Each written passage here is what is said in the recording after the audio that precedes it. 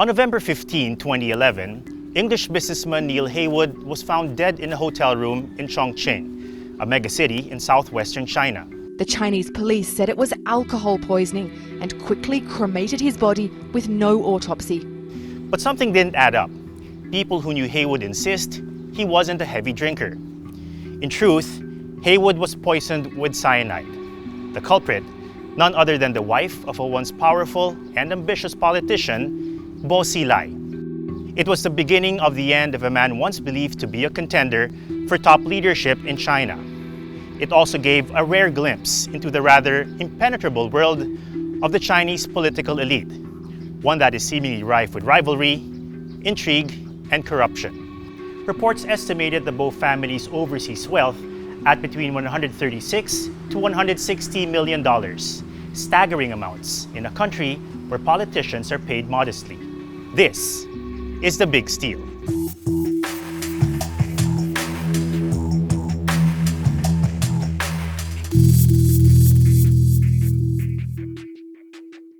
Before his fall from grace, Beau Xilai was at the height of his power in China's political establishment, considered a rival to no less than Xi Jinping, the current president of China. But before we dive into the story, here's a crash course on the hidden dynamics of power within the Communist Party of China. According to veteran China watcher Chun Li, two main factions exist within the CCP. The first is the princelings, those who were born to China's original revolutionary leaders and are more preoccupied with economic growth. The other coalition consists of leaders from the Communist Youth League and are more focused on social cohesion and equality. These two groups battle each other for power and influence. Beau Xilai was a princeling. His father, Beau, was a war hero who fought alongside Chairman Mao Zedong in the Chinese Civil War. But Beau became a target of purchase during the tumultuous Cultural Revolution in 1966.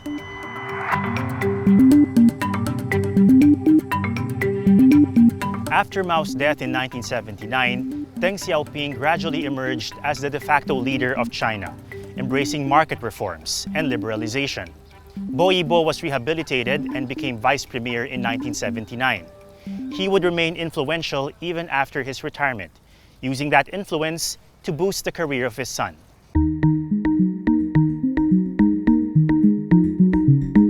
Beau began his career as a local government and Communist Party official. After steadily rising through the ranks, he became acting mayor of Dalian City in 1993.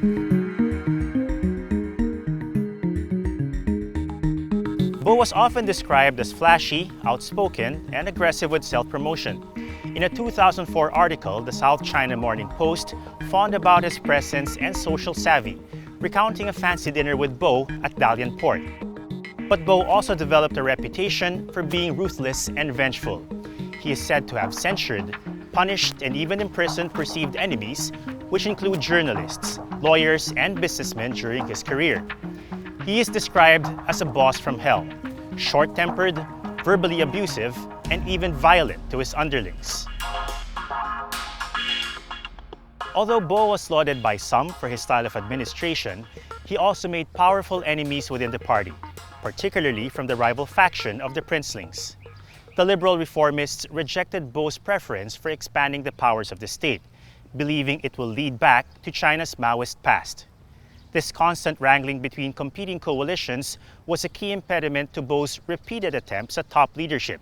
He made it as far as the 25-member Politburo, but fell short of his ultimate objective, a seat at the 9-member Politburo Standing Committee, the pinnacle of Chinese political power. Then, in 2007, Beau was appointed party secretary in Chongqing. It was not the promotion he had hoped for. In leaked US diplomatic cables, the transfer was described as a maneuver by his rivals to push him out of Beijing and far from the seat of power.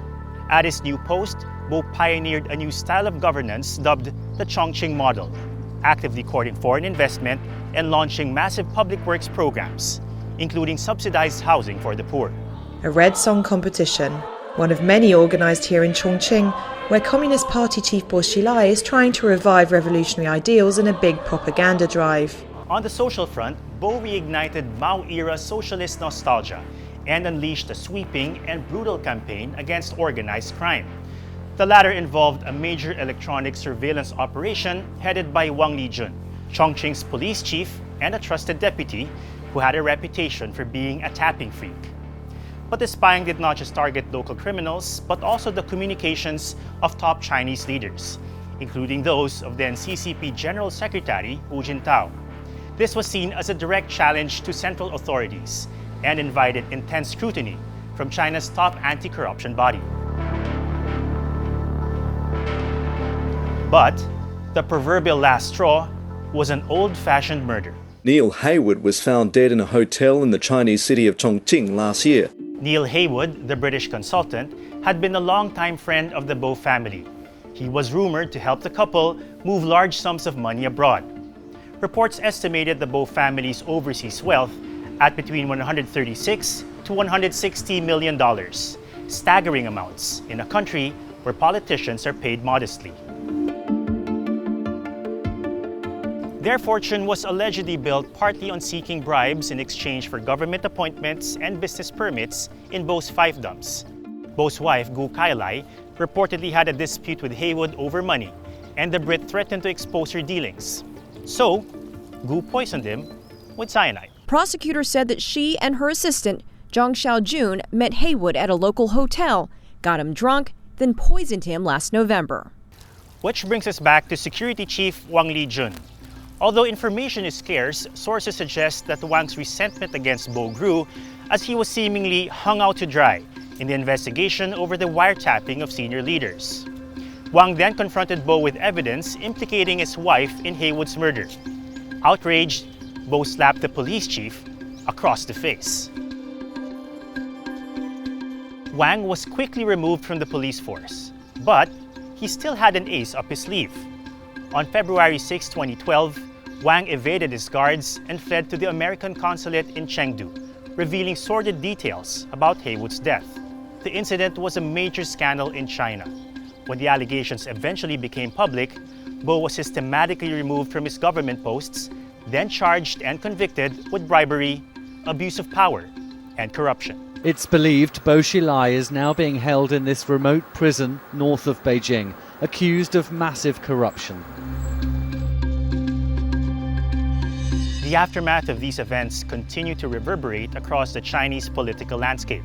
Shortly after Beau's purge and upon taking office, President Xi, a princeling himself, vowed to crack down on corrupt high-level officials and local civil servants. The CCP seemed keen to show the public, who had grown accustomed to rampant corruption in China, that there were no sacred cows within the party.